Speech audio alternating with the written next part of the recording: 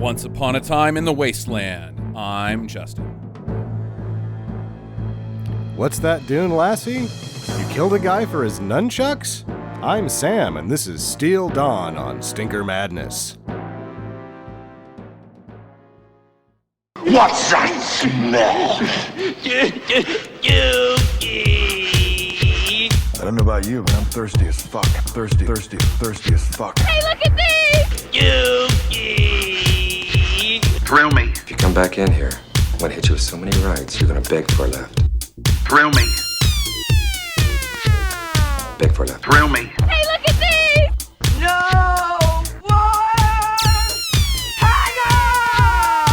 It stinks.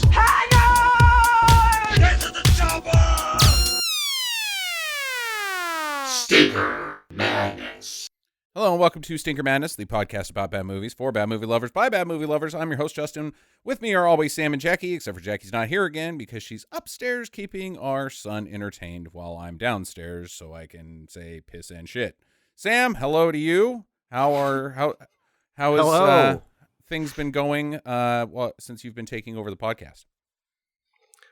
So far, so good. I think that's an answer best left to the fans. Okay. I'm having a nice time.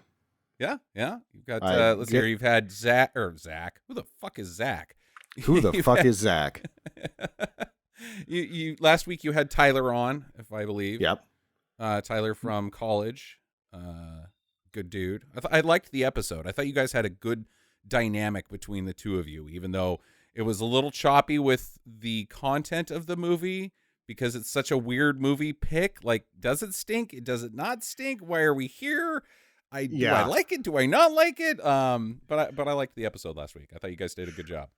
We were probably a little heavy into the filmmaking core versus telling jokes as we both went to film school. So I think the next time we'll, when I do a third, it'll be important to sprinkle in just a comedian with Tyler and I, because we will talk at length about film to grim detail and we have to get away from that. Yeah, no, I'd be happy to jump in on one of those episodes or whoever you can round up. But anyways, let's talk about this week's episode. It's Steel Dawn from 1987, starring one Patrick Swayze, and currently streaming on Tubi TV. Sam, why don't you go ahead and tell us what you know about this thing? Well, this returned $500,000 against a $3.5 million budget. It's terrible. I think this is one of the reasons why Vestron went under. Yeah, it might be. There's a lot of reasons why Vestron went under, but this didn't help anything. No. It was, they wanted to remake Mad Max, basically. Okay. So hard that they get, this writer, the guy that wrote this is actually an art department guy. Okay. His name's Doug Leffler. He doesn't, this is the only screenplay for the big screen that he ever wrote. He's usually in the art department. The director Lance Hool's only directed 2 other films, one of them being Missing in Action 2, which is actually Missing in Action 1, which is almost Missing in Action Never, because they almost never released it because it was so fucking bad. Right? So they were just like, we're making another Mad Max movie. We're doing it now. We don't have any cars. We don't have... Well, these guys will do for the cast and crew. We've got Swayze and his wife, but we will put in the one key component you need if you're going to remake if you're going to do a copy of Mad Max, and that's, we got Brian May to do the music. Yeah. And you're like, wait, the Brian May? Right? No, the Brian May that did the music from Mad Max. Okay, because that's my first question. What the fuck was Brian May doing? It's not that Brian May. Okay, now everything is clearer, because I'm like, you are way better than this, pal. And what sucks here is we're really diminishing the career of arguably the best Australian composer in the history of their film. Okay. Or in Australian film history and film history in general, say. Mm-hmm. Okay. He's quite accomplished. He's very good. The music is very good. The music in Mad Max is very good. It just sucks because his name is also Brian May and he spells it the same way. And you're like, if you're me, you have to dig around and make sure they're different guys. Like, I was like, are we sure they're different guys, internet? And they're definitely different guys, but you're like, whoa, 2 Brian Mays, huh? Sucks to be this Brian May because you're really fucking good, but at the same time, you're not Brian fucking May. Right. I'm going to interject here and say I did not think the music was good. It stands out immediately as being very, like, made-for-TV level good, like Henry Manfredini level of good. Yes, it's competent, but good? I don't think it's, well, maybe I'm being bold with competent. I think it stood out as kind of shitty. Yeah. And I don't know if it's his fault because the music just doesn't fit the movie. And one of the other accusations, there's an accusation about this film, is that this is actually, yes, it's playing on the Mad Max success. They're trying to get that going as much as possible. They get the guy from Mad Max, but then they're like, also, we're redoing Shane. Yeah. No, this, I see this more as a Western than a Mad Max remake. Yeah. This is, I mean, when I say Once Upon a Time in the Wasteland, the plot is very similar to Once Upon a Time in the West. It's supposed to be a copy of Shane. We will discuss that later. Okay. But I think that there are grounds for the accusation that this is the remake of Shane, because after they get the guy that made the music for Mad Max, they make him make the music to Shane rather than Mad Max. It doesn't, right. Like, it's just a pot of things that don't really go together. I almost see it as like whoever this guy that you're talking about that wrote it, wrote a Western, and then they're like, well, this is 1987. If we're going to make a Western, we got to have it post-apocalyptic. We have to. That's what we're doing now. It's the 80s. We don't have a ton of money. Let's just go out in the desert and make it a post-apocalyptic movie. But it was always supposed to be a Western, and then they're like, no, the post-apocalyptic is hot. Let's do that. I would say my feeling from the reading is that they just got this guy, stuck him in a chair and said, write this script. And he's like, fuck, what do I do? And then somebody sitting next to him is go, when in doubt, just rewrite Shane. Yeah, just copy Shane. And he's like, fuck, I guess I'm going to have to go watch Shane again and copy it for this movie. That's my thinking on how it went. But and then sprinkle in some post-apocalyptic nonsense here and there. Oh, also, we don't have cool cars. We've got, the best thing we can do is Derby, what are those called? The wind racers? Yeah, the little kids' cars that go down the hill and they have races. Soapbox racers? Yeah, soapbox racers. Yeah, in this, they're called wind racers, and they're of dubious propulsion, but we'll get to that later. Do your best, writer. This is one of the many collaborations between Patrick Swayze and Lisa Nemi, I don't even know how to say her name, his wife. Yeah. The love of his life. He picked her when she was 14 and he was 18, but he's a gentleman. So they didn't start dating till she was 19. Interesting. He picked her. Like, well, I choose you, Pikachu? I mean, the second that they become legal and you're like, hey, you're my girlfriend, I think that you may have had eyes on her before that. Yeah, okay. She's one of his mom's dance students. His mom is the venerable matriarch of the Swayzes, is one of the most renowned dance teachers of all time. She's great, and he's a fucking great dancer. We don't have to dance around that. Huh? Hey, it's the word of the day.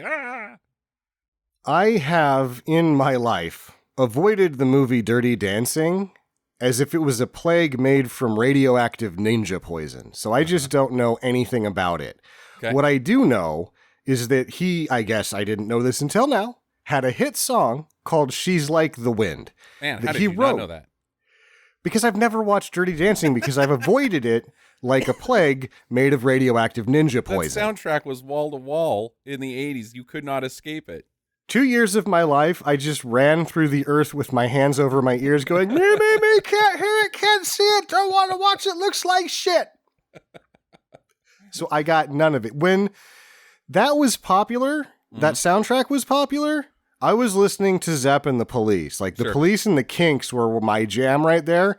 And so I was wearing clothes that were out of fashion. Kids pushed me in the dirt, and I was listening to music that was apparently not cool and stupid that, in retrospect, was actually cool music, and you guys were listening to dog shit. Right. Okay, so what's the story with She's Like the Wind? Well, he wrote it for Lisa Nemi. Okay. It was like, oh, well, I'm going to write this song about my wife if I have to do a song in it. And so I had never even heard of this. I didn't know any of it. And so I'm watching the music video going, he has a hit song in Dirty Dancing? God, do I have to watch this one day? I think you might. That's what I'm asking you, right? Do I have to watch that one day? I think because it's kind of important in the context of the podcast because there's so many other things that we can do. Like, we can't really comment on a bunch of those movies because they're remakes of Dirty Dancing. You have to watch Dirty Dancing to be like, oh, this is just Dirty Dancing again. So my next question, does my next pick have to be Dirty Dancing? I wish I want to save that until Jackie's around. Because Jackie, so that's when Jackie comes back, we're doing Dirty Dancing. Is that what's happening? Yeah. Okay. I think it's a good call. I would love to watch it. Sadly, I hate that movie. I also hate Footloose. Sorry, Star-Lord. But I'm driving through town the other day, and because all of the radio sucks, and it's not long enough distance to listen to a podcast, I'm listening to the oldies station because that's who I am. And the main song from Dirty Dancing, God, what the hell is it called? I Had the Time of My Life comes on, and I hated that song so bad until about a week ago, and I'm like, oh my God, I'm in my 40s. I like this song. God, Lord, no. Adult contemporary rules. If I end up watching Dirty Dancing for the first time at 41 and liking it, I don't really know what I'm going to do after that. I don't think you're going to like it. Okay. Yeah. I hope not. I don't think I don't think there's a chance of that. But some of the music, hey, there's a lot going on in this song that I never paid attention to. Anyways, are we ready to talk about Steel Dawn? Because I am sure, why not? Ready. Okay. The other notables are mentionable as we talk about them. Yeah, I would like to know more about these people. So let's get into this. But basically, we open up on the desert because this is a post-apocalyptic movie, and the cheapest way to make a movie is just go out in the desert and start running film. But here's the strange part. Patrick Swayze, and let's just jump into this. He doesn't have a name. They call him in the credits the Nomad. I don't know why, because the only time people reference him as that guy, they call him the Stranger in the film. So I prefer the Stranger to the Nomad because, yes, he's wandering around, but the Stranger sounds cooler, and it also goes with, hey, this is just a Western thing. Nomad, Stranger, yeah, that's cool. Stranger's good. He is upside down. He's doing the first of 3 on-screen headstands, burning the question now. Uh-huh. Were headstands cool in 1987? I don't think that they're ever cool, but they're definitely like, okay, you can do that. And he's like, I can do these like nobody's business, so I'm just going to do headstands. But there's like this sense of like, I mean, my very first note is clear your mind, Pat. Feel the stone, the tree, R2-D2. I mean, he is training like he's on Dagobah. On Dagobah, Luke is balancing on his fingertips on one hand, doing like an upside-down starfish with the Force. Patrick Swayze is just standing on his head. Yeah, right. Later we find out that it's called meditating. That's how he meditates. But he's also, there's dudes in the sand. There's sand people around this guy who is upside down meditating, sort of like Luke. And he's aware of them. Like, they shoot to his face. He's looking at him while he's still upside down, and they pop up out of the sand as if they live in sand. And then he starts bonking them upside down. This is a really weird scene that sets the tone for how strange this movie is going to try to, or how strange it's going to get trying to do all the things it's trying to do. Mm-hmm. So the sand people get in kind of a fist fight with him, trying to steal his bag. And this then escalates. When he grabs his sword, they decide, oh, well, now he's armed. He just beat us up. He just beat us up. But now he's got a sword, full on attack. They're going to die, and they do. They get killed immediately by him and his sword, and you're wondering, well, he just beat you up. Now that he has a sword, it's time to run, not fight harder. Come on now. Plus, what could possibly be in that bag that's that good? That's worth 6 of your lives. One guy finally is like, waves him off like, nope, the sand people are done. I'm just going to drag off my dead now. That was a bad idea. And he's just like, okay, see you later. Starts walking down the sand dune. Yep. They've all scurried away. Yeah, okay. So he wanders around the desert for quite some time. Lots of shots of him just walking around.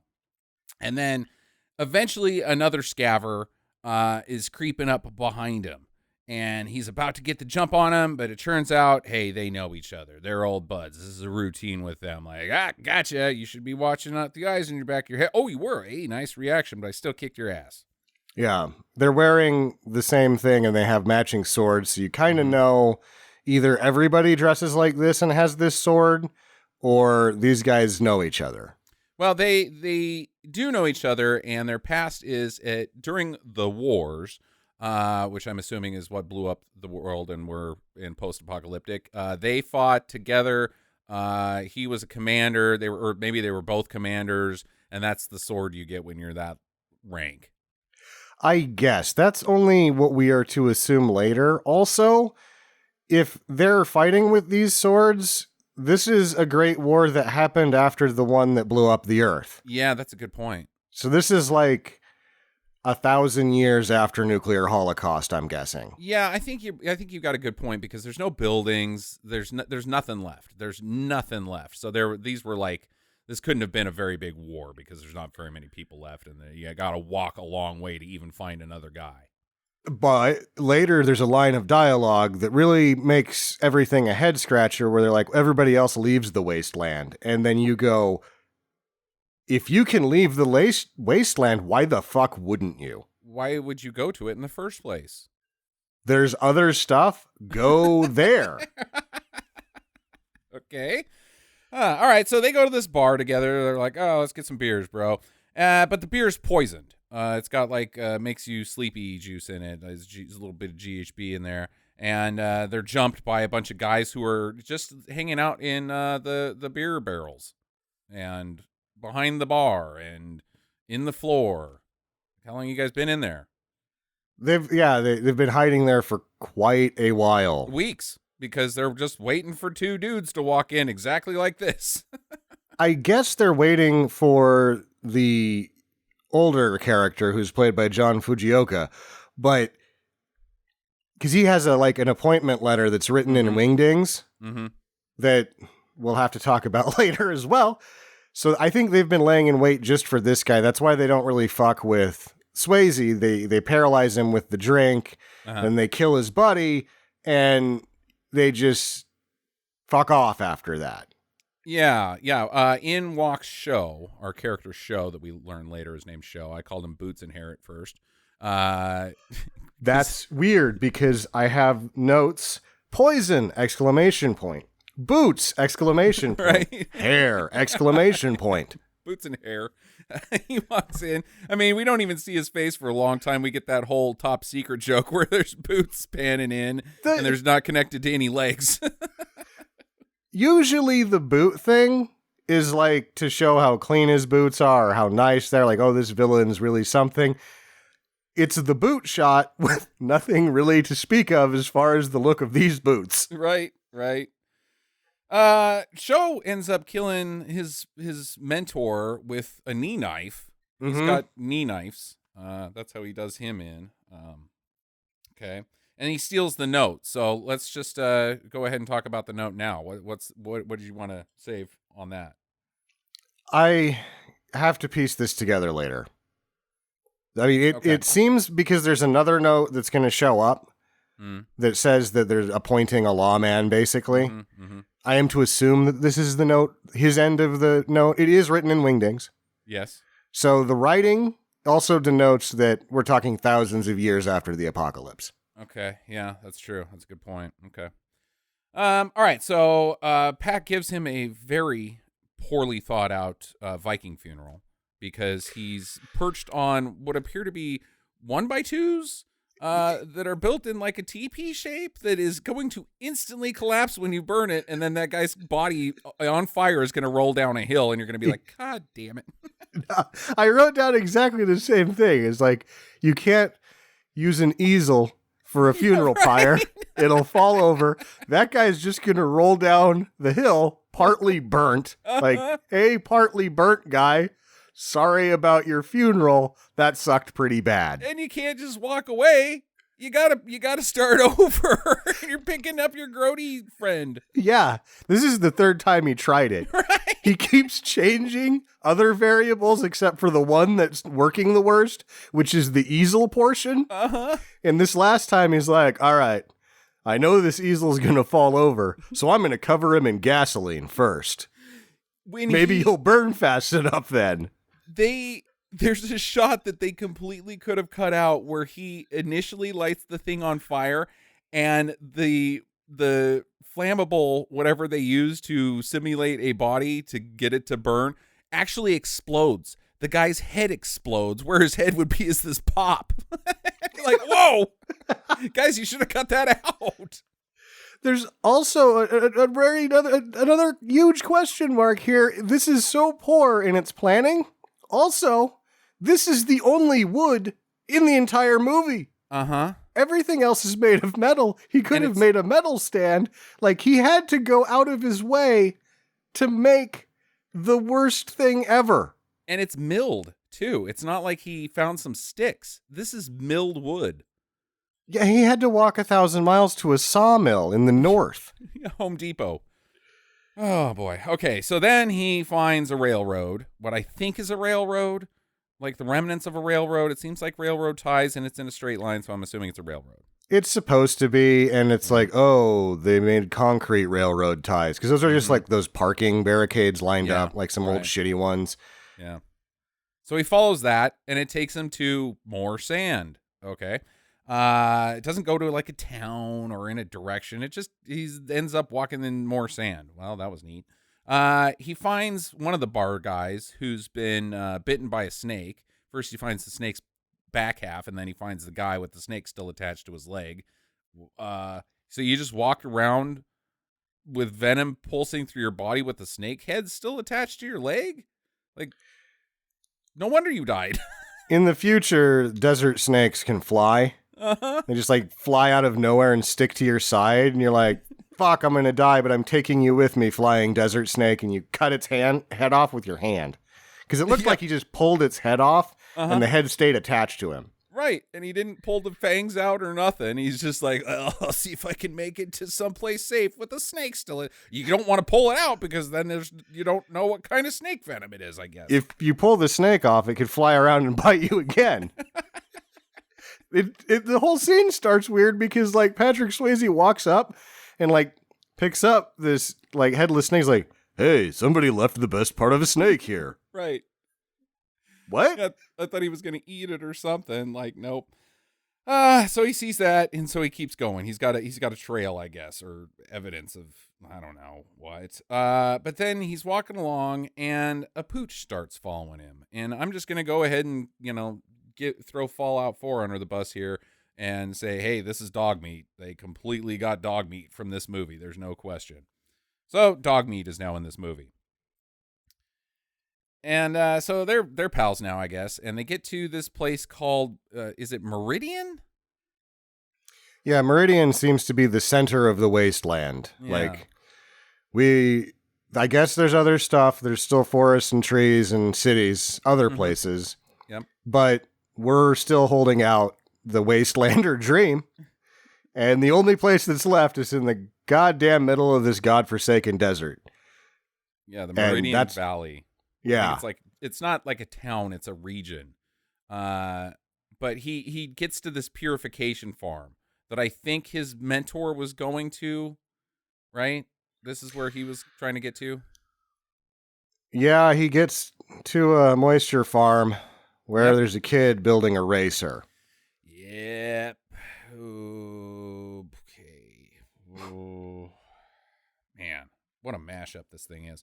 Okay, so he meets his wife. Her name is Kasha, like the music artist. Is there a Kesha music artist? Yeah. That's how unhip you are, is you don't know who Kesha is. Why didn't know that Patrick Swayze had hit songs? Yeah. I'm not in touch.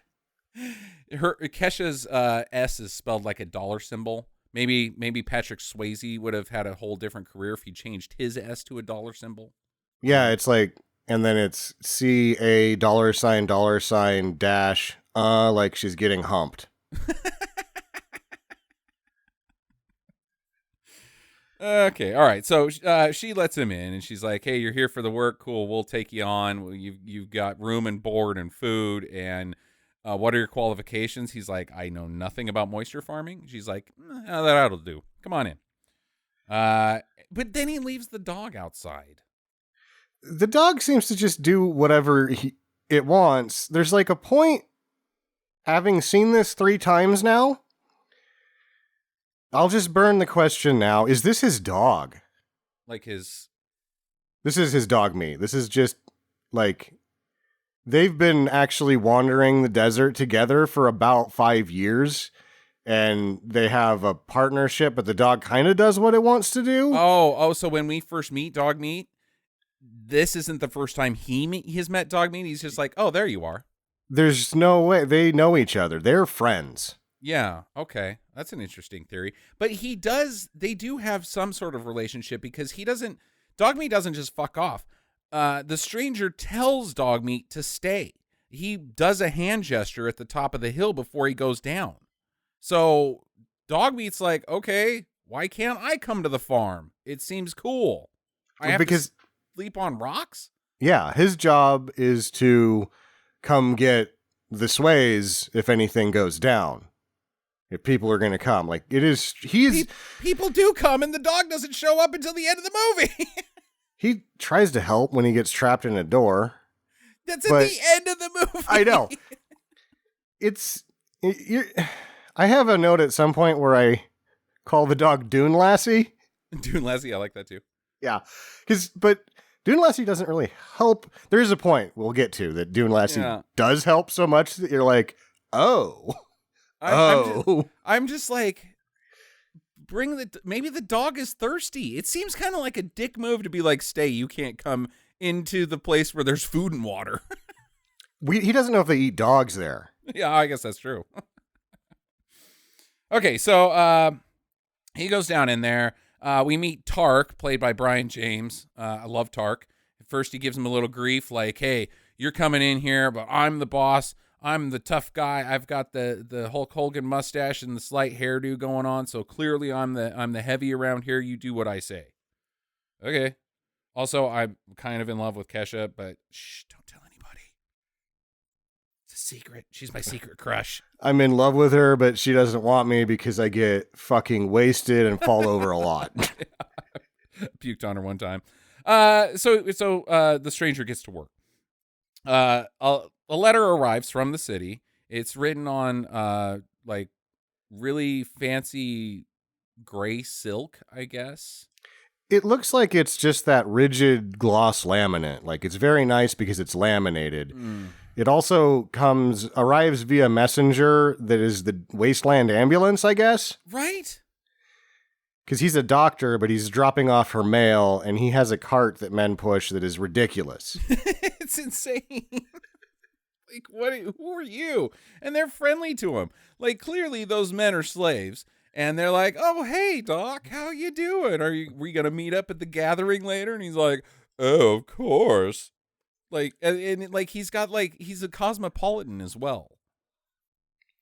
You can take a fancy man out of the desert, but you can't take the fancy out of the desert man. Right? It's so weird. So yeah, there's a gathering tonight, and she's got the letter from the city. We learn what that is at the gathering, but we'll circle back to that. Meanwhile, the stranger's been hanging out with the kid. His name is Jux. And they propose a deal he's going to help him build his wind racer in exchange for the kid helping out with his farming, because he knows nothing about it. But he knew his dad as well. Like, this is a small world. We've now ran into 3 of these soldiers that were in a close relationship together in the wasteland that is like thousands of miles large. But there's only so many people, so it's sort of like everybody's their cousin or whatever. Like, I know your dad. He's my cousin. So they all go to this gathering. It's in a place that sucks. I was thinking that it was going to be like some sort of post-apocalyptic amphitheater, or maybe just a town even, or somebody's house. But this is seriously the side of a dirt hill with the world's shittiest platform to talk on, and a burn barrel. I wrote down fire tube because it's a little bit taller than a burn barrel. Right. And the fire isn't in the burn barrel, so it's definitely not a burn barrel. It's a fire tube. Yeah. I like that better. And they're talking about how the sheriff is a coming, gets a little Blazing Saddles right here. And then Anthony Zerbe, who plays Damnil, shows up. Yeah. And he tips over their fire tube. Yeah, he's like, just so you guys know, I'm the authority around here. And his dudes tip over the fire tube, which if I was there, I'd have been like, okay. Because it's not like it puts the fire out. Hey, thanks. We realized that the fire doesn't need a metal tube on top of it. Right. And then he's like, boom, bitches. Who the fuck is this guy? That's our villain, really?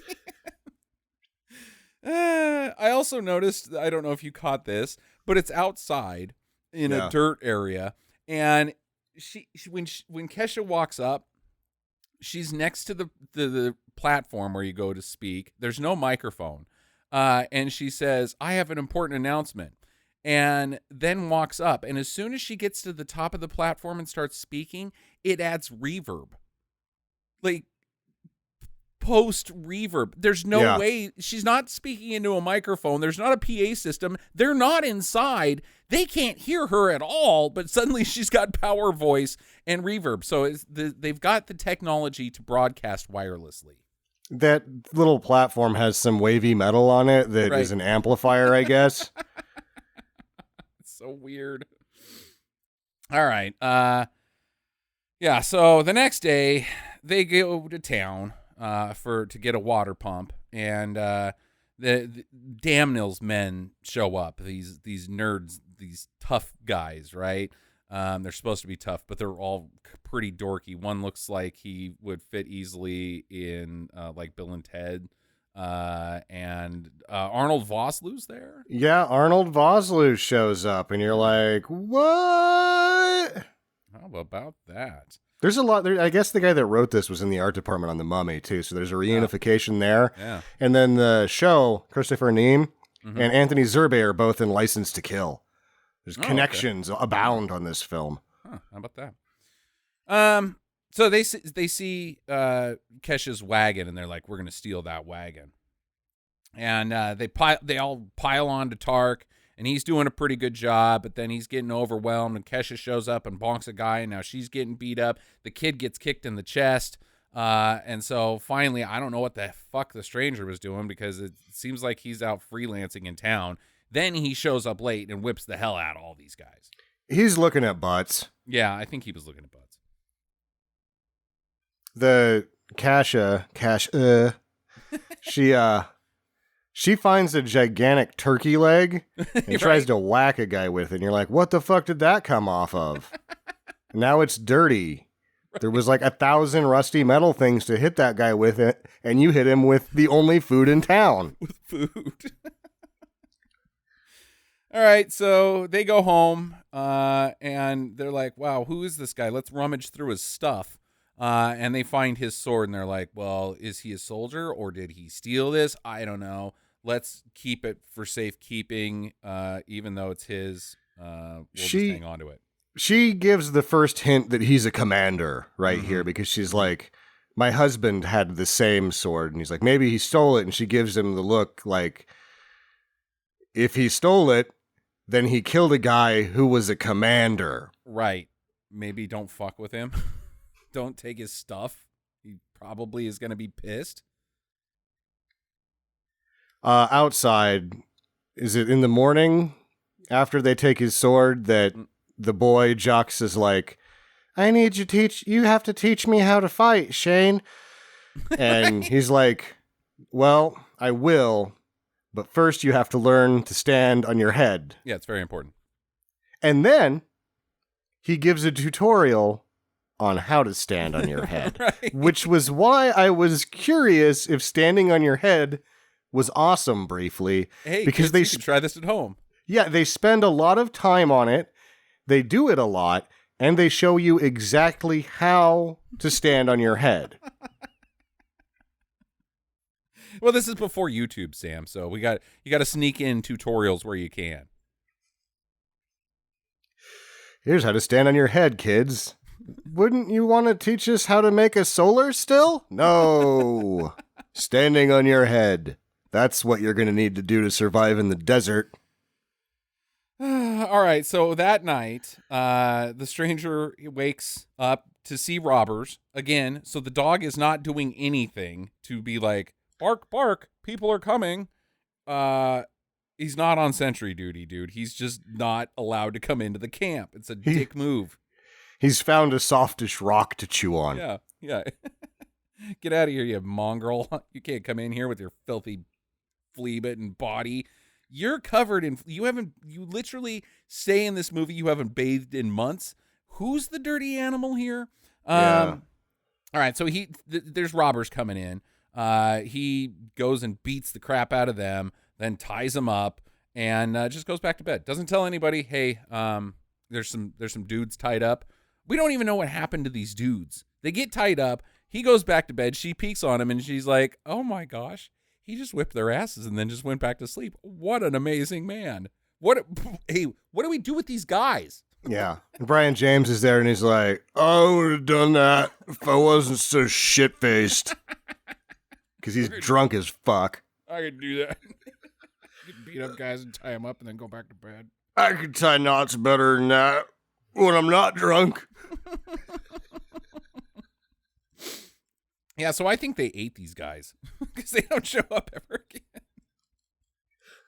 There's not a lot of meat in the wasteland, and there seems to be a lot of meat in this movie. So it's probably human meat. It's human meat. Okay, so Kesha's like, hey, cool stuff you did last night, getting our dinner. I've got a secret I want to show you. Come down this secret path, and she takes him down it, and they've got a underground river down there, I guess, or a well of artesian water. Thanks, Charles Bronson. Yeah. Chani shows Paul Atreides the secret of Arrakis.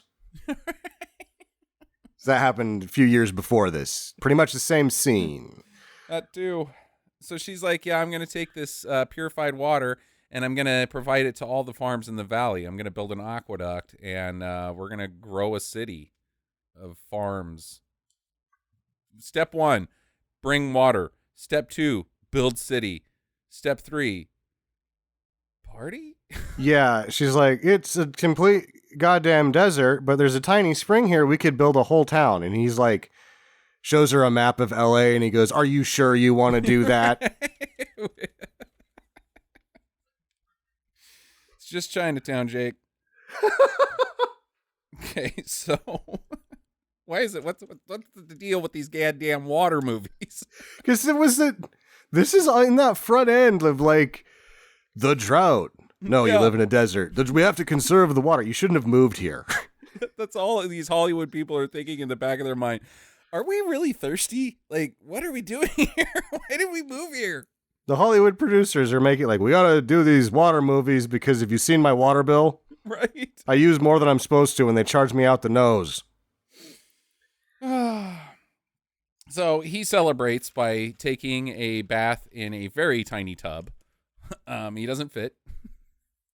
It's better. This is one of the best bathtubs in the wasteland, I would assume. I would assume too. I don't know what its original purpose was, but it couldn't have been bathtub because it's made for a child. And it's not big enough to be a water trough. It's like a small grain trough. Mm-hmm. Yeah. So he's out there rub-a-dub-dubbing, and up rides Domhnall and his crew, and they're like, "Hey, nice penis, but you want to work for us? I'll make it worth your while. All you got to do is kill all these farmers and take over their land. And then Vosloo tries to hassle the Swayze. Yeah, right. And he's like, you shouldn't play with sharp things. Oh, yes.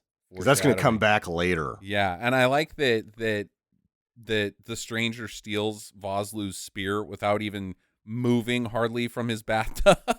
Like, that guy's clearly better with weapons than you are because he just stole that from you while taking a bath. Yeah.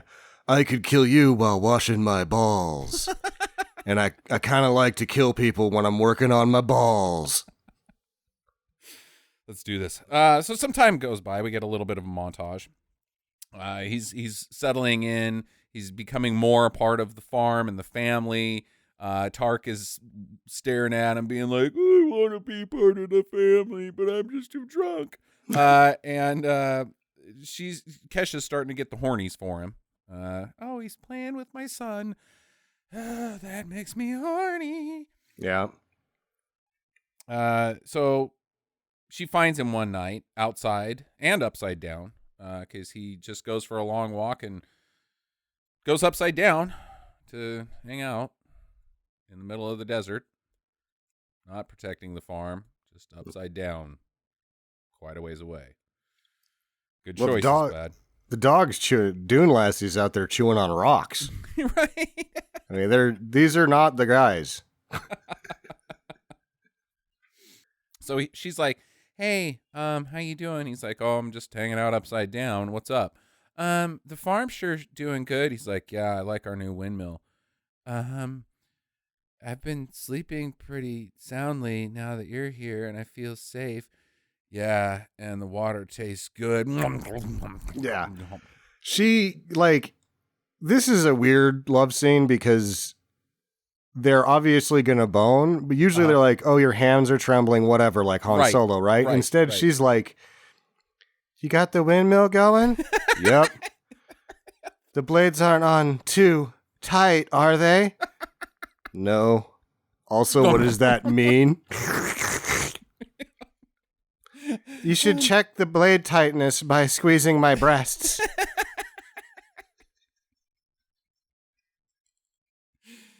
Oh, man. Okay, farm talk. Yep, that's the way to end the ladies' pants. FarmersOnly.com, right? Oh, man. All right, so they spend all night out there, out in the dirt. There's no blanket. She doesn't bring a blanket. He's just out there doing upside down work. He doesn't have a blanket. So they bone down in desert dirt. They use like a basalt rock for a pillow, and he gets up and he's like, holding his neck, and she's like, what's wrong? And he says, it's an old war injury, not that I just slept on a fucking rock. All night long, out here. We've got beds down there. So she's like, roll over and let me massage you. And he doesn't do it, not off the rock. He's just getting a massage on top of a rock, like, making it much worse. You're on top of me on top of the rock. Now this is way worse than it was a second ago.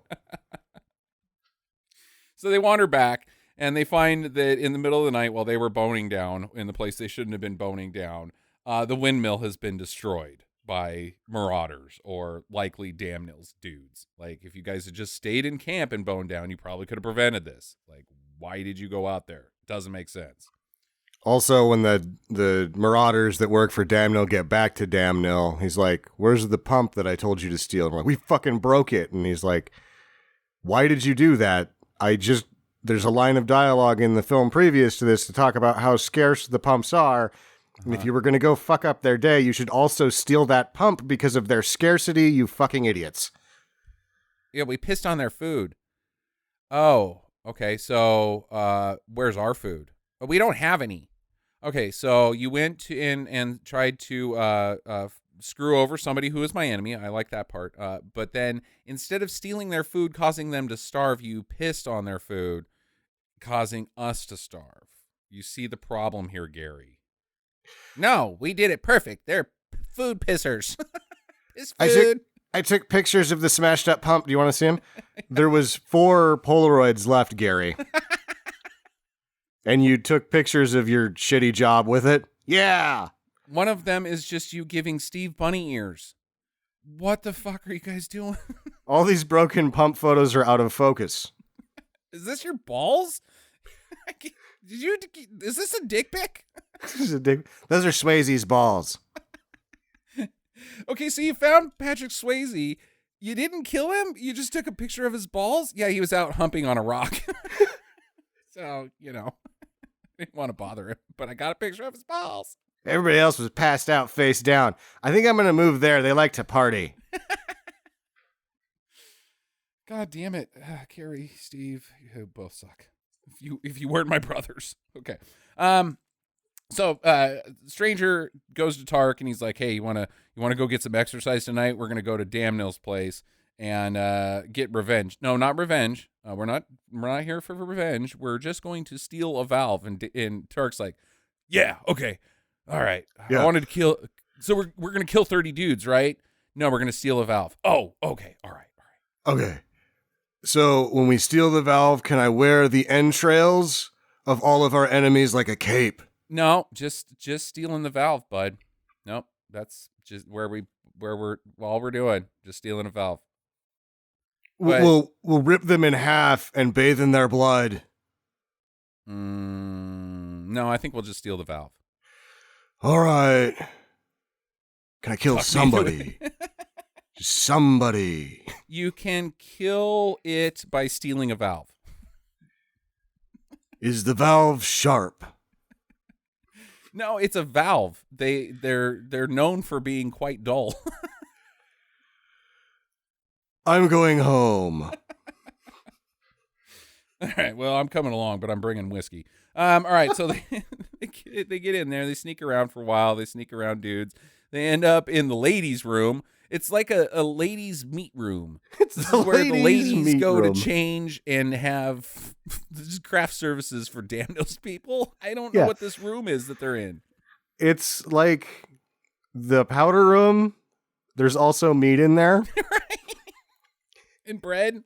And there's a tent for it, I guess. It's where ladies go to stand next to meat and take their shirts off. Right. They're oogling, but then Patrick Swayze also has some bread while he's oogling.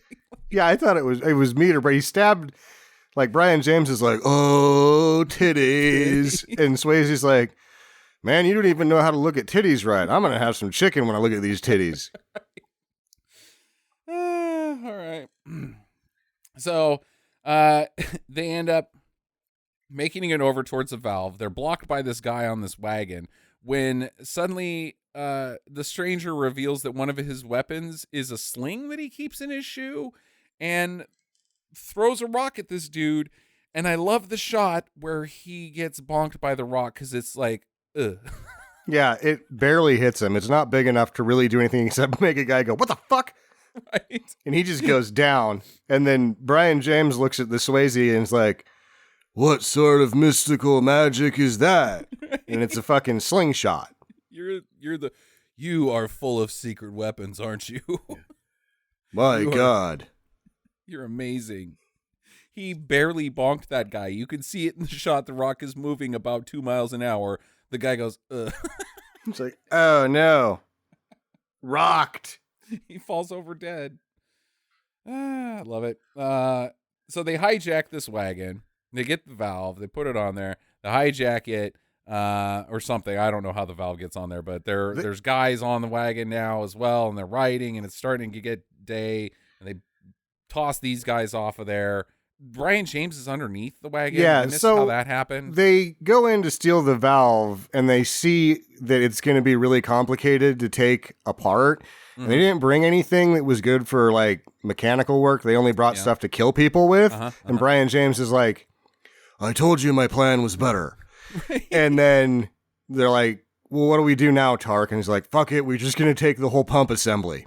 And so they have to like get this 400-pound pump assembly. And they're like, "We're not going to make it across the desert with this. We're going to need to steal that wagon." Like, this is the point where you realize that Swayze has no fucking plan at all. No, his plan, step one is wing it. Yeah. I think the dog will help. There's a dog? Because Brian James doesn't even know there's a dog. Right. So Damnell finds all this out, and he's like, "You guys Gary and Steve. I love you. You're my brothers, but you suck at this. Go get Show. We need to hire him to kill Patrick Swayze." And then they're like, "But why did we try to hire Patrick Swayze if you could just hire this guy all the time?" And then Damnell's like, "Do you know how I was just hoping that this other Wastelander was a lot cheaper than Show because he is expensive." Yep. And he's kind of an ass. He's kind of an ass. Don't like working with him. So later, they get back, and Tark realizes that no one loves Tark.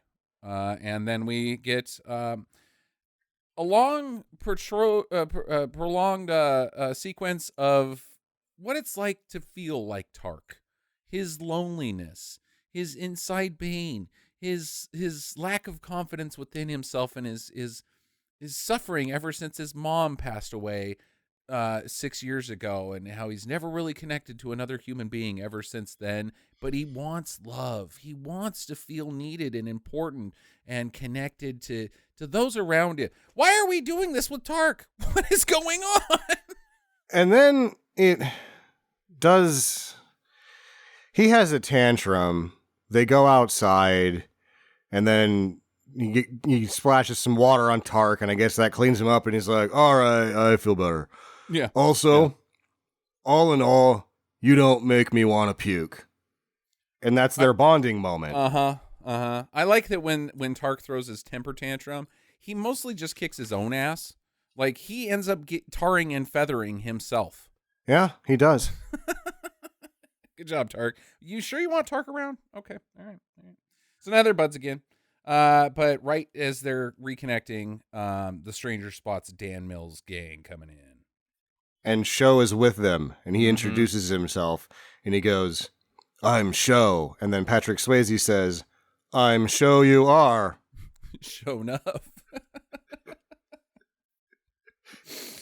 Boo. All right. So Show's like, "All right, I want a fair fight. You don't have a sword? Okay. I've got two. You could borrow one of mine, but that's not how I do things. So let's just tear apart this house and use its structure to use as staves. We're going to fight with staves that are parts of somebody's house." Yeah, they didn't need that anyway. Yeah. It's going to fucking blow over how easy it was to take apart. Yeah, that's true. That's true. And it's a fair fight, but I think the stranger is just about to win when the goons join in, even though Show told them not to. One of them grabs a shovel and beats the crap out of the stranger, and the stranger's down, and Show's about to kill that guy when up runs Tark, like, "Oh no!" And Tark immediately dies. He ggets knee knifed. You're like, "Oh, god damn it, why did you have to kill Tark? Yeah. This isn't a good choice." Yeah, the sad ending to. I guess he did have his redemption. He went out feeling needed, like, redemption, hey, from what? He's a pretty good guy. From his loneliness, from his internal pains. Can you? This is a good. Can you get redemption from loneliness? Yeah, because I do. I am important. This guy came all the way to town to say, "I'm needed. I am part of this family. I'm important." His character arc, whatever you want to call it. I don't know if it's redemption, but like, no, Tark, I thought you just went into town to like get it out of your system and get some hookers. You didn't do any of that, and now you're dead. Right. And the goons grabbed Jux too. Like, Tark's one job was to get Jux the hell out of there. Failed at that, got himself killed, and now the kid's kidnapped. Good job. And they take off, leaving Patrick Swayze broken and bleeding in the dirt. So he hobbles back to home, and Kesha's like, she doesn't seem that like upset with him that Jux got kidnapped. She's just like, "Okay, well, here's your sword. Go get him. You can get to him through this closet." Slam the door. She has like a weird thing where she's like, "No, you can't go. You mustn't go." And he's like, "I'm going to go." And she's like, "Okay, go ahead." And then she traps him. But before that, she's like oddly calm with the situation. Almost like, no, I was stirring the pot with Damnell a little too much. Don't worry about this. I'm going to go blow him and get my kid back. Right. This is something that happens every 6 months or so. I push a little too hard. He pushes back, and then we gotta, redraw the lines. Yep. I'll go do that. And he's like, no, this only ends one May with me killing everybody and dance. And she's like, okay, well, it's in there. Yep, they're right in there. Go inside. Bye. Slam. He does. And she locks him in there and leaves. And then Dune Lassie comes. Yep. Hey, there's a dog in this movie, is my note. Oh, yeah. And you're like, is this fucking dog going to undo that combination lock? No. And then he doesn't. just busts out. Right. It just cries at the door. Let me in there. Now I'm part of you again because you're trapped in a closet. I don't understand the dog relationship or what the dog does. Well, now the dog's like, I guess shit's going down. You got locked in a door. Let's go fuck some shit up. And he's like, how come you didn't undo that combination lock, dog? And he's like, 'cause I'm a dog. Uh-huh. I tried. Also, when things were happening earlier, like when Tark died or when those robbers came or when the windmill got destroyed, you were busy? Dog? Meat? What were you up to? Yeah. Well, I wasn't in camp because you won't let me come in there. Yeah, you told me to fuck off, so I chewed on some rocks and fucked the carcass of a dead raccoon. Yeah, I've been wandering around looking for water. While you're drinking purified water, I was drinking sulfur water. Yeah. I've been shitting blood for a week. Maybe let me in the camp. I ate somebody's kid. Yeah, I ate somebody's kid. Because did I say that out loud? I meant to. I was going to keep that close to the chest. Look, yeah. All right, you got locked in there. I ate a kid. Mistakes were made. Yeah, right. I mean, who's to judge here? Who's to judge, right? we got stuff in front of us. Let's just move forward. Potato. I eat a kid. You get locked in the closet. It's all the same. Hey, do you have any more kids around here, by the way? That kid was really good. Just wondering. All right, so Kesha gets there and she bargains the son for water. Like, I'll get you all the water, the artesian well. You can have it. Just let my son go. And she fails. It doesn't work. No. So then she goes to the groveling, but pulls the old switcheroo on him. Yeah. And gets a knife to his throat. Yeah. This is when we really discover that Sho doesn't really care for Damnil all that much at all. No. He in fact says that I don't feel anything about you. You're just a job. Yeah. I feel like the second that Damnil runs out of any tradable goods, Sho is just going to kill him as a matter of principle. Yeah, right. I agree with that as well. All right, so she's like, let my son go. They let him go. He runs outside, but then that turns into a car chase that is okay. Bullshit car. Yeah. So these are the wind racers, and they've got, it's like a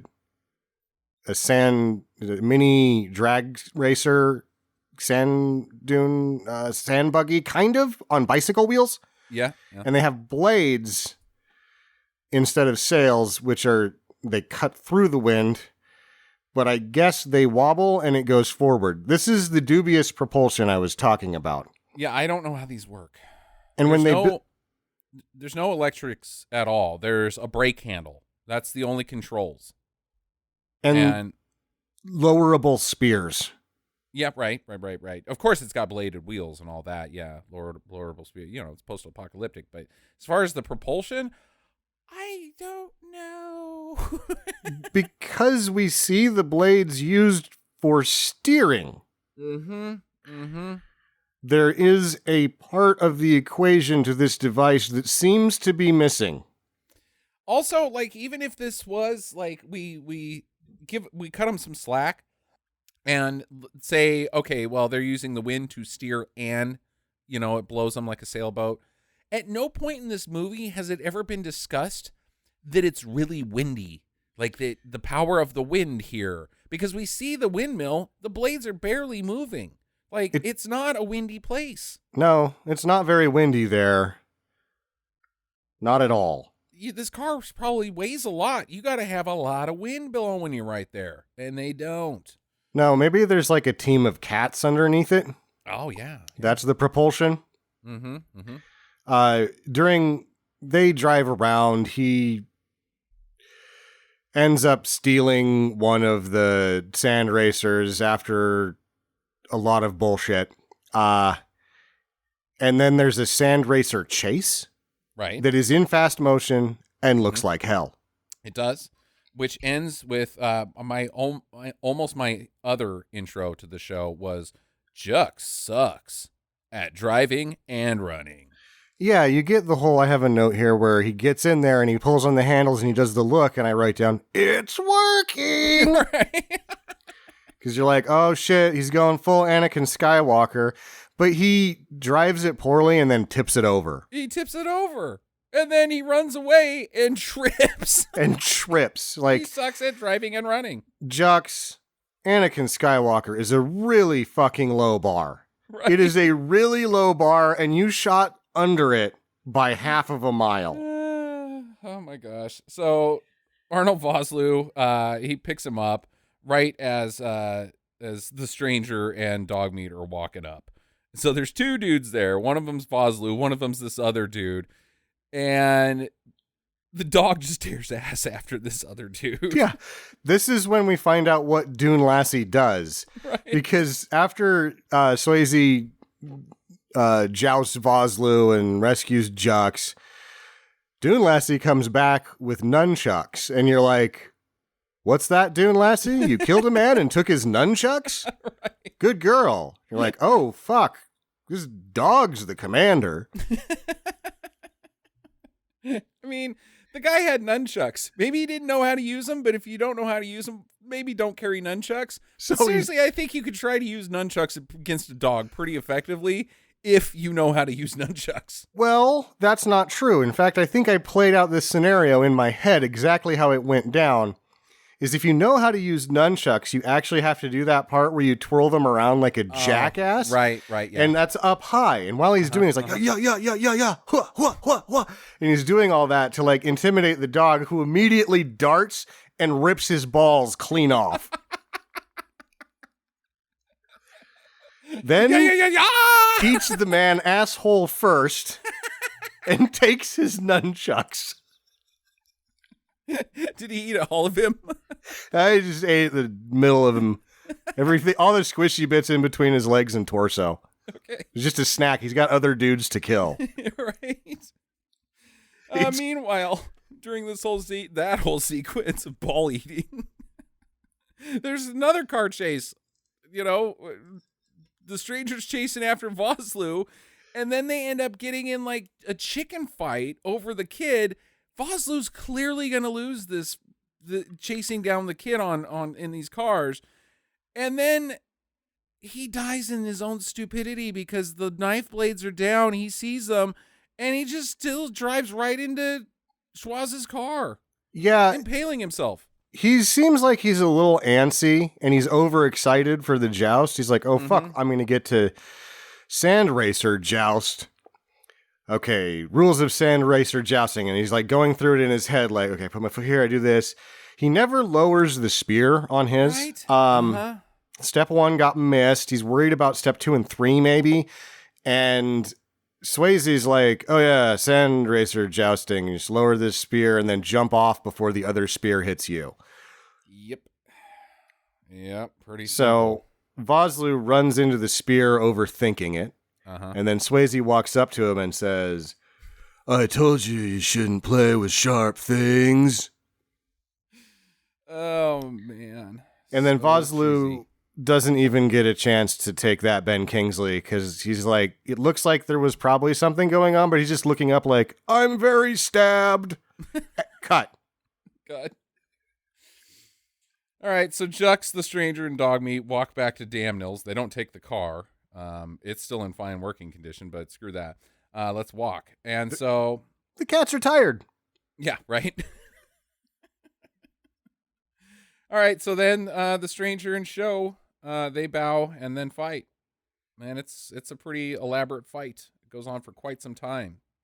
So when Conan did like the figure 8 with the sword, for just a second, on screen in Conan the Barbarian. That turned into sword fighting poorly in like 100 movies. Yeah. Everybody has to do it like 10 times bad. Just like, oh my God, the twirling of the swords in this. Yep. Jesus. Yep.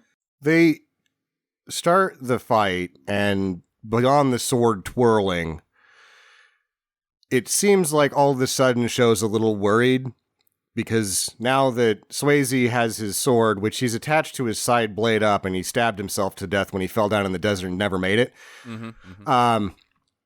He's like, oh no, with his own sword, he's quite formidable. Also, is that a commander's sword? Question mark? Right. Wait, that sword looks like I would know what it is, maybe? Swayze cuts his arm at one point, and Show looks up and gives him the Nelson from The Simpsons.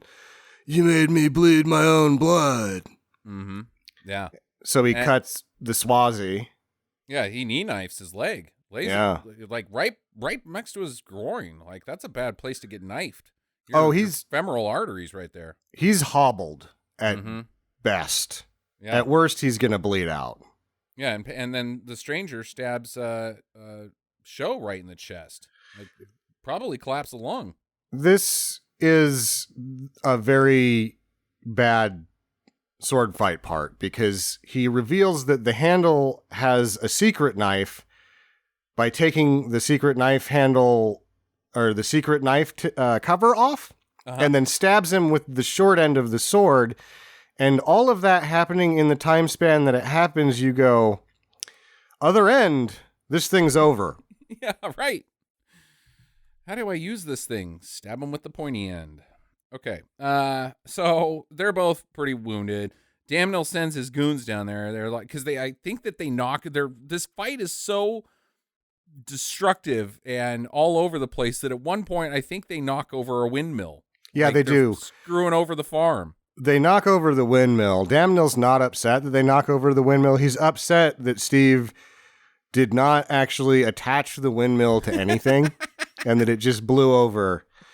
In the backdrop of this whole fight, there's this stage that looks like, I swear to God, it's the size like, are the Dead playing here later? Right? That stage is huge. And it serves no other purpose other than if the Grateful Dead were going to build the wall of sound on it.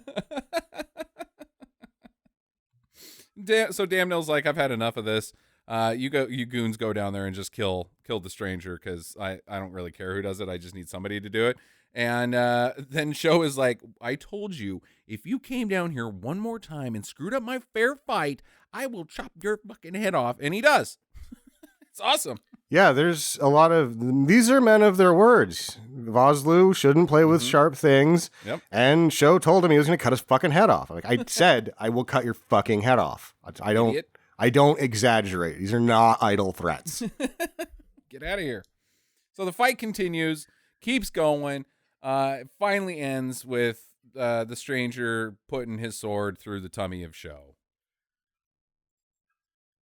Show looks like that hurts. Yep. Let me show you my sword. Dumb. In your tummy. Take a look. Kesha breaks free, and that's when the stranger throws his boot knife into Damnell's chest. Yeah. Right before that happens, Damnell's like, get him, guys. And they're like, fuck off. Right? Fuck right off. If he had one arm, I wouldn't fucking fight that guy. And then he's down to one leg, and I won't fucking fight him.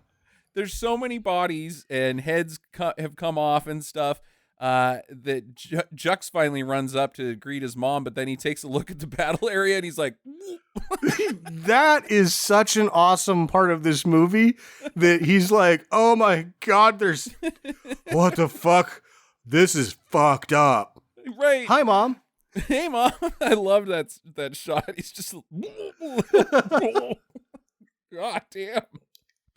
Are you my dad? But Show's still alive. He's over there with a sword in his tummy. And he's like, hey, bro, can I get my sword? Can I die with this? And he gives it to him and then pulls his sword out, and that kills Show. His revenge is complete. He even tells him, this is a for an old major man in a bar. This is a major eat shit Ben Kingsley on this one. Because he's like dying for so long. He's like, I just want to feel the blades in my hands. You are a commander. How? Why are you here? And he's like, you talk too much or some bullshit like that. Give him my sword back. Die honorably. And he does. And he gives a great eat shit Ben Kingsley. I really liked Christopher Neame in this movie a lot. I thought he owned that character perfectly. Yeah. He's one of the, like, not necessarily evil, but if you pay me, I'll do it. Like, he nailed that so goddamn perfectly. Yeah, no, I liked him. We could have gotten Sting in Dune, but instead we got him. Yeah. Here. So good work. So later, the farm is doing really well. They're hiring more people. They show up and they're like, "Hey, you ready to work?" "Yeah." "What are we doing here?" "We're building a city." "I'm sorry, what?" He's like, shows him a map of LA. "Are you sure you want to do this?" "Yep. We're building a city. That's what we're doing. No other way about it." But there's nothing but dirt here.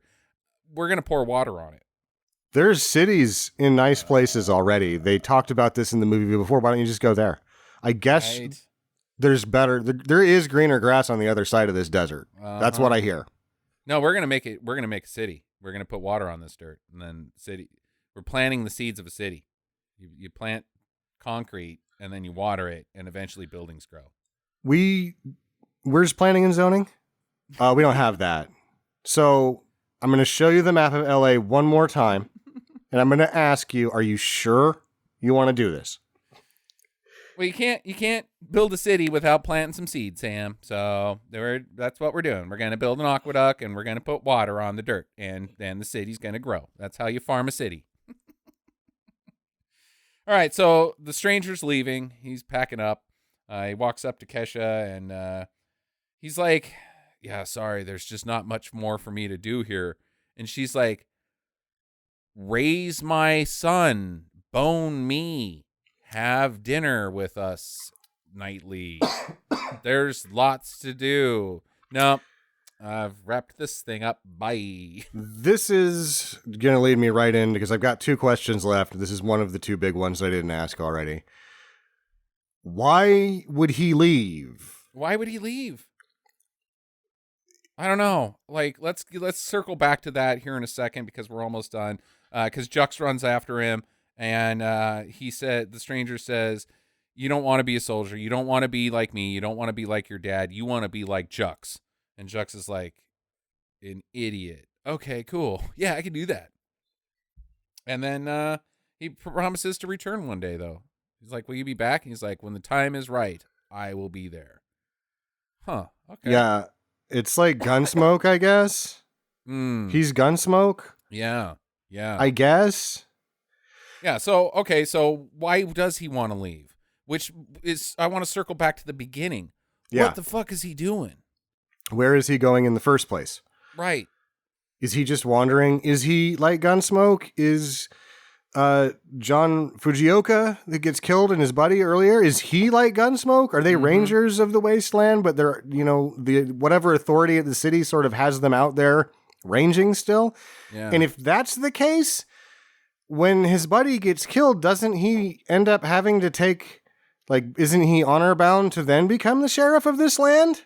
Right. His buddy, like he has a job. He has been sent by whatever system of government this world has, or the Meridian has, to like a formal letter. "I've been ordered to go to this farm." He has a job. It's not just being the wasteland wanderer looking for adventure. You're paid to do a job. But is the stranger? I don't know. Or the nomad. I mean, it's like at the end, they're like, "Well, we can't call him the stranger because then you start asking questions about, let's just call him the nomad." Then people will know he just wanders around. It seems to me that every rule they set up in this world would have him be the sheriff staying there. Yeah. Like, there's also nowhere else for him to go, as we've discovered that this is like what's left of the waste. Uh-huh. The other places are nicer now. He could go there, but he wouldn't be the wasteland wanderer. He's just No. the only thing that's out here is the Meridian, which is just a bunch of farms. So he could go to the next farm and be like, "Hey, you guys got any trouble going on?" No. Remember when your guys brought water here and now we've got fresh water and everything's good and we're growing a city? Yeah, that we're still doing that here. He says to her when he sees the well, "Do you realize how many people are going to show up when you do this?" Right? Like, by his own admission, he must stay and protect. He must. Yeah, they're all dead. They don't have a Tark and they don't have a stranger. They've got those two goober guys to protect the whole Meridian from outside. I mean, there's still the sand people to deal with. And you're just like, I've got nothing left to do. You do. This it leads me into my next question. Is this Shane? I'm going to say no, and here's why. Shane leaves at the end, and there's other ambiguities to Shane. If you've never seen it, it's a fine film, and it's definitely it's a must watch. Yep. The ambiguous ending of Shane is something that shouldn't be spoiled and should be seen, and you have to decide yourself what happens. But there is no place for Shane. There is only place for the stranger. This is now his only place. Right. Shane doesn't fuck Van Heflin's wife in front of Van Heflin and get him killed. That doesn't happen in Shane. Yeah. So if you abandon all of those plot points to Shane, you can't keep the ending.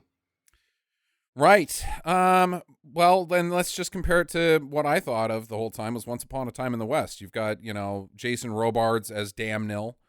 You've got Charles Bronson as Show. You've got this idea of farmer rivalry, farmer battle for land. But at the same time, that doesn't end with him just wandering off. Like, it's to secure the farm and take care of the farm and tell Jason Robards to fuck off and die. It misses both. It tries to do a lot of the Western things, but for some reason, not having horses and 6-shooters, having swords and dubious driving machines and some horses. I guess it was a bridge too far for them to just be like, story elements work like this. Well, this is a post-apocalyptic movie. Throw all that out the window. No. Story elements work like this. No. It's a PA movie. Just, there's dirt. Turn the camera on. It's fine. Yeah. Okay. So, that tosses another question into this, mixture, but I want to ask first, what the hell are the Sand People? What are those guys? They don't come back. They're never referenced again. I don't know. There's no mention of mutations or these are people. The whole movie is about farmers, just farmers, not mutated farmers or people with robot arms or weird weapons, just fucking farmers. That's it. One of them happens to be a major dick. And then, like, right over there are people that have weird faces or masks or whatever and literally live in sand. And make monster noises. What the fuck are they don't fit. But They because don't. it's a PA film, they're like, oh, we got to have something weird. We're going to have sand people that sound like Star Wars sand people. Because there's sand here. Turn the camera on. So weird. Okay, so my big question sequel is Steel Dawn 2. Would you have gone for it? Like, had this made a bunch of money? Yeah, and we just got the tales of the stranger wandering around the wasteland and doing stuff. It wouldn't work because they never embraced Gunsmoke all the way here. Yeah. Or anything, right? Like, what would be next for him? We just asked that and we couldn't answer it. So Steel Dawn 2. We couldn't answer why he leaves. He needs to stay, but there are maybe things he could do out there. I mean, like I say, there's the sand people. Maybe he finds like a different valley, like one of those, like Zardoz. Maybe he finds like this perfect valley, or a boy and his dog underground. This race of people that live in harmony, but really they're sex traders. Well, I feel like because he's gone, this city is going to be sacked before it becomes a city. Oh yeah, they're all dead. They're all dead. Mm-hmm. And wherever he goes next will have similar effect because he doesn't take responsibility for his actions. Correct. So you know who he is. He's your hunter from the future, Right. The man who destroys everything he fucking touches. Thanks for coming and helping us, everything's fucked up now. Love it. I would totally Steel Dawn 1 through 5. I would have gone for. I would have done 10 yours personally. Yep, exactly. Got any more questions there, Sammy? No, I'm out. Okay. All right. Final recommendations on this. I'm going to go first. Absolutely. This is probably my third. It might even be my second favorite Patrick Swayze movie. I loved this movie. I had no idea it existed. No clue. I should have jumped on this a long time ago, but I freaking loved it. I gave it 8 stars out of 10. It's kind of like there's a tinge of Slipstream in here as well. Take that, Ben Kingsley. That there might be a good movie buried in there, but it's so fucking dumb. I mean, the action is so silly. The characters are silly. His one-liners are rival anything Chuck Norris has ever done in this kind of serious toned movie that is juxtaposed against the stick around Bennett style of comedy that he's bringing. And then his meditation crap, the dumbness of Damnell as a character. I fucking loved it. But again, there could be a good movie buried in here that is covered up by ineptitude. There is, and it's called Shane, and you can. You could have got away with it. You would have been lauded. Copy Shane all the way in the post-apocalyptic desert. Most people won't notice. The people that do will applaud you for your adaptation of Shane. They didn't do that, though. Or so now it's in the West. I still disagree with you. Yeah, okay. But Western in the desert. Let's agree on that. A Western in the desert. Or Western in the wasteland. Clean up the story elements, and this thing is actually probably a pretty decent movie. Yeah. It wasn't, though. It's a total train wreck, and I've seen it 3 times now, so I obviously have to say do. And I picked it because you were going to be back on this week, and I knew you were going to like it. Yeah, I really liked it. Like the whole time, I was just like, I wasn't like giddy like watching Black Dog. Black Dog is one that will make me go, ah! But this, I was just, again, with the same feeling I had while watching Slipstream. I was part of the movie, but also, enjoyed all of the wrong things that I wasn't supposed to in an ironic manner. Like I'm liking it as a good movie, but I'm also liking it as a really bad movie. It's just a really good all around experience, and you get to have all of it. You get to have your cake and eat it too. Yeah. When Patrick Swayze died, I was kind of like, oh, well. But now I'm like, fuck, I would have done Black Dog too. We needed more of this guy. Turns out I didn't like him because he's kind of shitty, but now I love him because he's kind of shitty. Yeah. And also him. like the sex symbol-ness of him was kind of a little everywhere. It's kind of like people treating Tom Cruise as a sex symbol. You're just kind of like, really? That guy? Huh. Okay. But Tom Cruise is a total dick. So Patrick Swayze, my understanding was he was a pretty nice guy. Seems like he was, one of the best from everything I've read.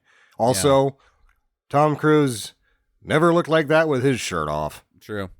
Also, Patrick Swayze was like 2 feet taller than Tom Cruise. So, hey, down there. So according to the internet, like 2 years ago, Tom Cruise was 5'10", and I was like, "Who did that? Who did that?" Put it back. Put it real. He's 4'6". Come on. Look at me, I'm down here. I'm 5'10". No, you're not. You're not. Oh my God. All right, so that's 2 dues from us. Yeah, I'd like to get a copy of this movie. I imagine it's going to be not available streaming at some point, but I would really like to have a good copy of this. I think they did a Blu-ray of this. You might be in the sweet spot where you can get it at a decent price too. Yeah, If there is still Blu-rays of this, if they did that, I think they did.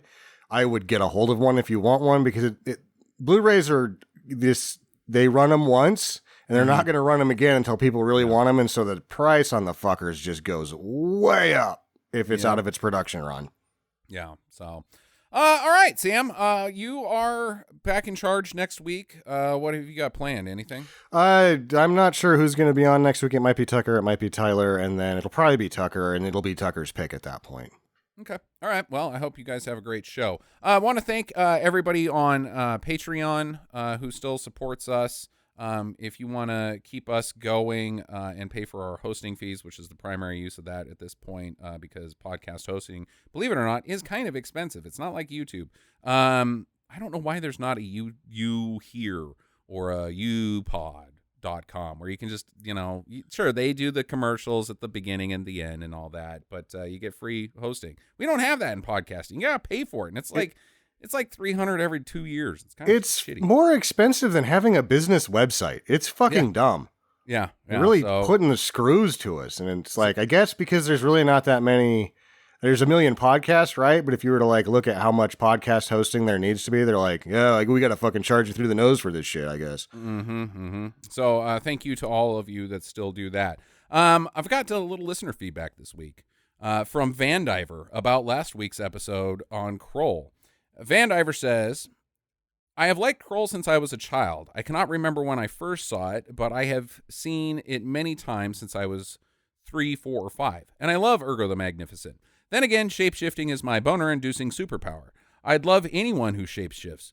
The weapons of the Slayers are more like gun spears, and yes, they only get one shot, then they have to melee. Yes, the wizard Ynir, is that how you say his name? I think it's Ynir, yeah. Ynir, yeah. Freddie Jones. Died because the magic sands of time ran out. The Widow of the Web did say that would happen, but you both missed it or forgot. I guess judging from Tyler's daughter and myself, you just have to really get into it young. There's riff tracks for Kroll, and I recommend it. So thanks on that, Van Diver. You can also comment on facebook.com/Stinker Madness and twitter.com/Stinker Madness. On behalf of Jackie and Sando, the Sandwich Man, and Tyler and Tucker and everybody else who's ever been involved keeping us going while we raise a 7-year-old, I'm Justin, and get to the chop.